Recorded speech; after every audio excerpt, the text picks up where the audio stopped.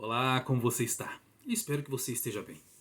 Eu te convido a fazer comigo uma breve reflexão no texto que está escrito na segunda carta do apóstolo Paulo a Timóteo, no capítulo 2, a partir do verso 15, onde diz: Assim está escrito: Procure apresentar-se a Deus aprovado, com obreiro que não tem de que se envergonhar e que maneja corretamente a palavra da verdade. Evite as conversas inúteis e profanas, pois os que se dão a isso prosseguem cada vez mais para a impiedade. O ensino deles alastra-se como câncer.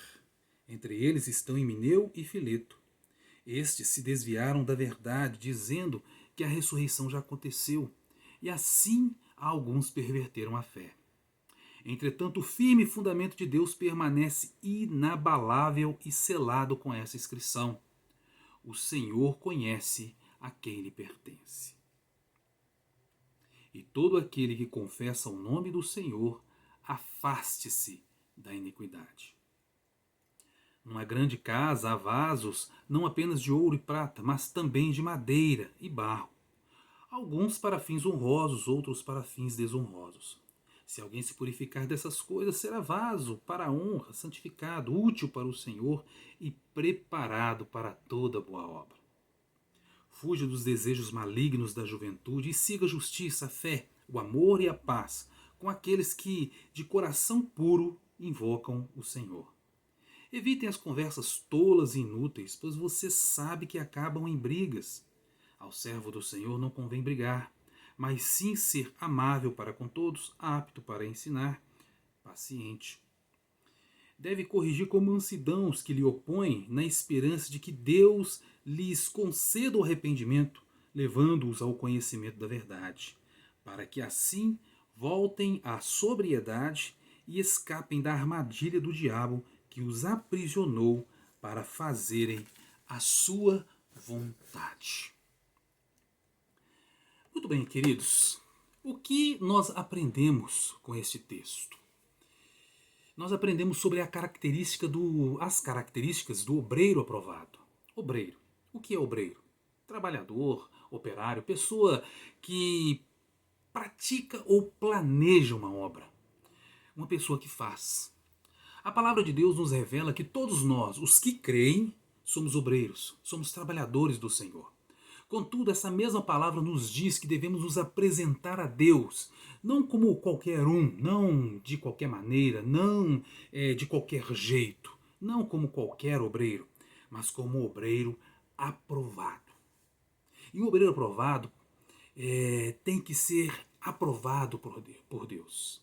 Um obreiro, para ser aprovado, ele age ou vive de qualquer jeito? Claro que não. É claro que não. Então, é exatamente como a Bíblia diz que é, como nós devemos nos portar. A Bíblia não apenas nos orienta a sermos aprovados, ela nos dá receita. Não apenas nos diz o que ser, mas também como fazer para ser. Então, quais são as características de um obreiro aprovado? Primeira característica: um obreiro aprovado não tem de que se vergonhar. A vergonha é uma característica típica de quem faz algo errado ou está escondendo alguma coisa. E quem fez algo errado ou está escondendo alguma coisa tem três reações bem específicas. Então eu te pergunto, quais são essas três reações de quem fez ou faz algo errado? Primeira, a primeira reação é o medo. Medo de não ser descoberto, medo de ser descoberto, medo do castigo, medo de perder a reputação ou adquirir uma má reputação, medo de que descubram o seu verdadeiro caráter. A segunda reação é se esconder. A pessoa simplesmente some do nada. Ela não se socializa, não frequenta as antigas rodas de amigos, não frequenta os ambientes antes frequentados, como, por exemplo, a igreja. Né? E a terceira reação é ficar na defensiva, ou seja, sempre tenta se justificar ou se ira com muita facilidade diante de qualquer questionamento. Nós só nos envergonhamos das atitudes erradas. Nós só escondemos aquilo que não é aprovado ou aquilo que temos medo que as pessoas descubram. porque de certa forma ficaremos em maus lençóis ou seremos reprovados. Nós não teremos ou não temos que nos envergonhar se aquilo que nós fazemos for correto ou natural.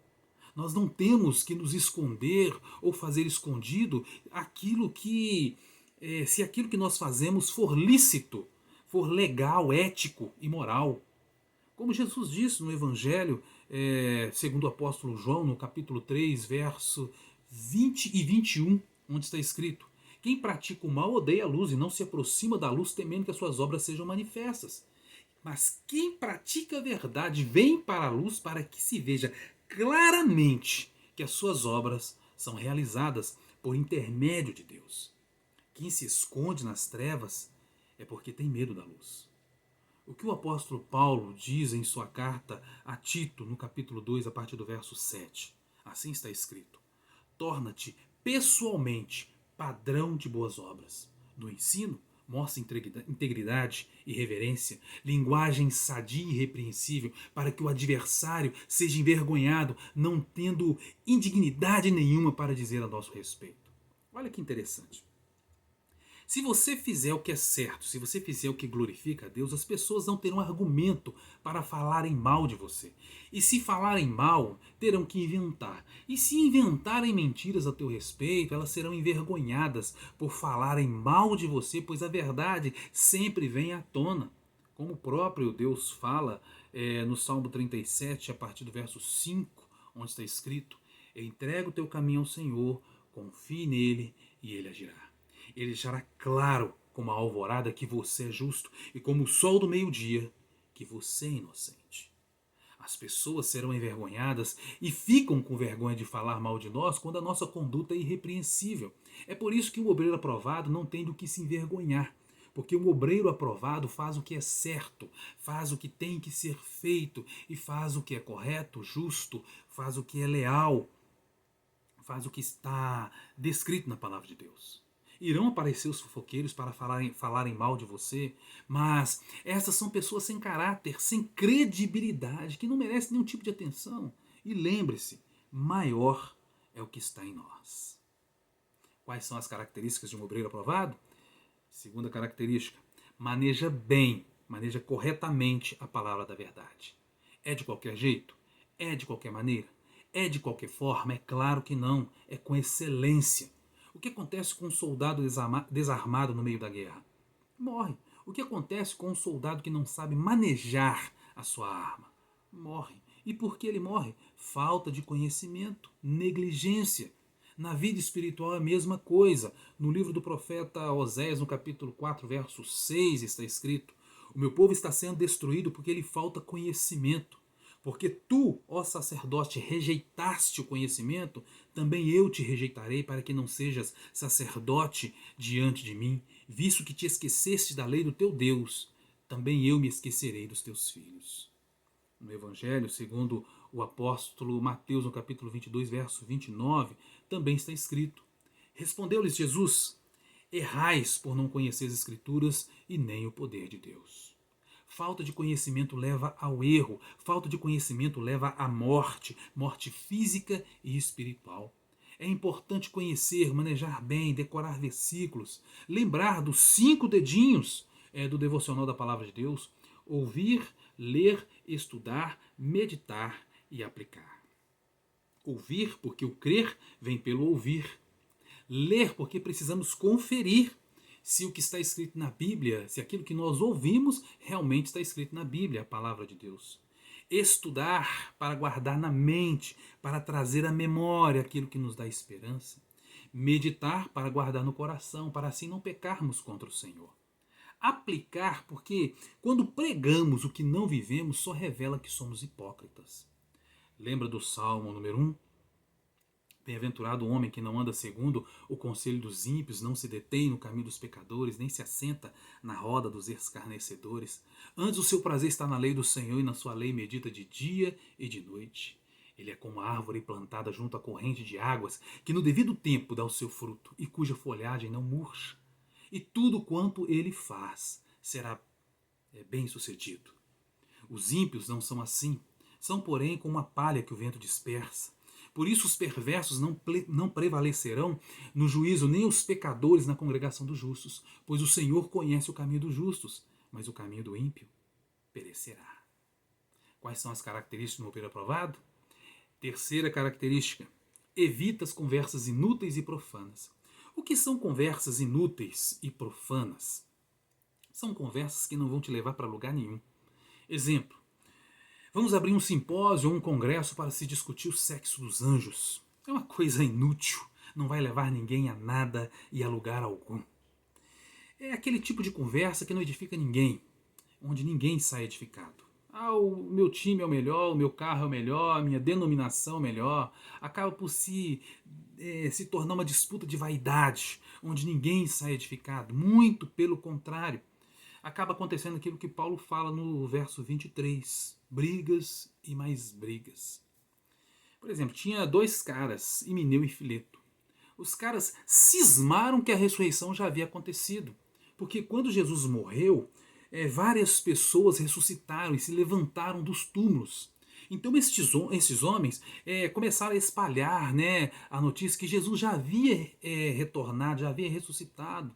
Logo após a sua morte, Jesus já tinha voltado para levar a igreja. Então não havia mais necessidade de esperar por Jesus. E o que aconteceu? Um monte de gente embarcou nessa conversa. Um monte de pessoas que não conheciam a palavra de Deus acreditou neles.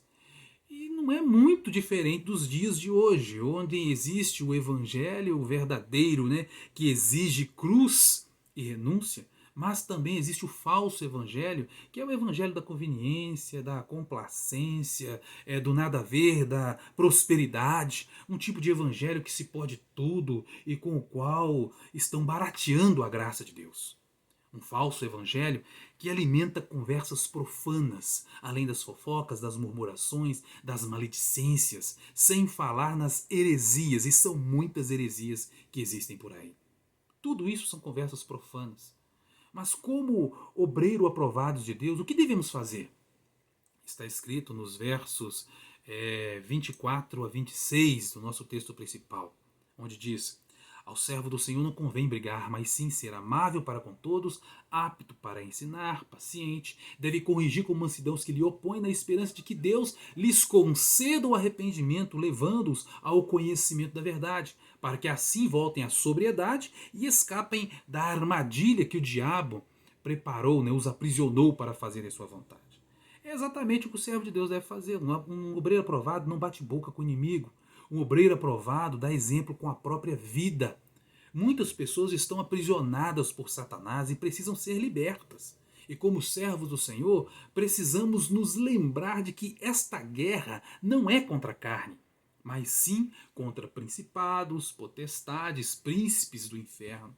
A nossa guerra não é física, a nossa guerra é espiritual. Por isso nós devemos proceder e ser como espirituais, pessoas espirituais. Conforme está escrito na carta do apóstolo Paulo aos Colossenses, no capítulo 3, a partir do verso 16, onde diz: habite ricamente em vós a palavra de Cristo, ensinem e aconselhem uns aos outros com toda sabedoria, e cantem salmos, hinos, cânticos espirituais com gratidão a Deus em seus corações. Tudo o que fizerem, seja por palavra ou em ações de graça, façam-se em nome do Senhor Jesus, dando por meio dele graças a Deus Pai. Amém? Quais são as características do obreiro aprovado? Quarta e última característica: foge dos desejos malignos. Em Provérbios, no capítulo 22, verso 3, está escrito: o sábio vê o perigo e foge, mas os simples passam adiante e sofrem a pena. Como que um obreiro de Deus pode fugir dos desejos malignos? Seguindo a justiça, seguindo a fé, seguindo o amor, seguindo a paz, vivendo em santidade, seguindo o exemplo de Cristo.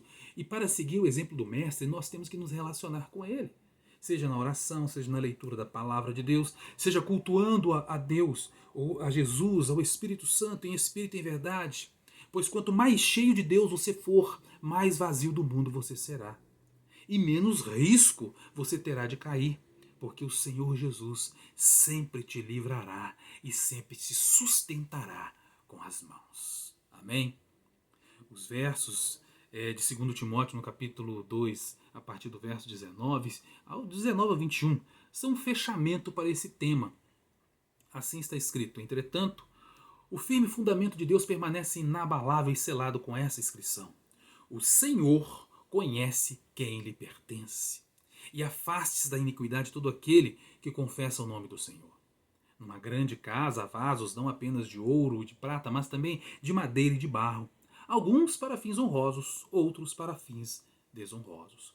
Se alguém se purificar dessas coisas, será vaso de honra, santificado, útil para o Senhor e preparado para toda boa obra.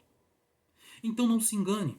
Deus conhece o mais profundo dos nossos corações. Deus sabe quem é verdadeiro e quem é falso. Deus conhece aqueles que são seus. Porque os que são de Deus procuram andar conforme está escrito aqui, na Bíblia, a palavra de Deus. Então as perguntas são: você é um obreiro aprovado por Deus? A quem você pertence? A quem você está servindo? E finalmente, onde você passará a eternidade? Pense nisso. Que Deus te abençoe. Um forte abraço e mantenha sempre viva a esperança. Que Deus te abençoe e até o nosso próximo encontro, se Deus quiser.